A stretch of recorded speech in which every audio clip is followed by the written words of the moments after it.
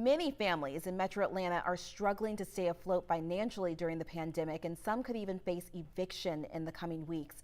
That's the reason Cobb County civil rights and community advocates gathered outside the state courthouse today in Marietta.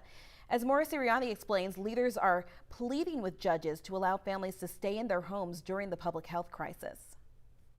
Instead of decorating their homes for the holidays this year, many families find themselves packing boxes and moving, looking for a new place to stay.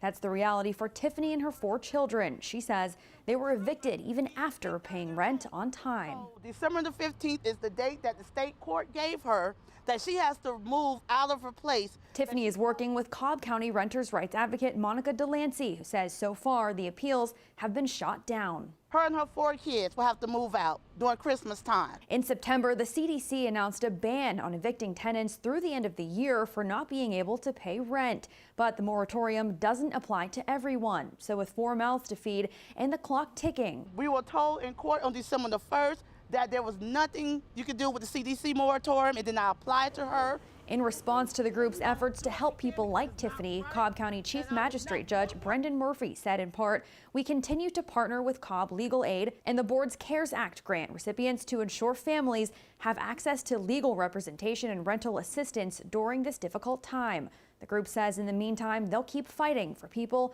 who have fallen on hard times.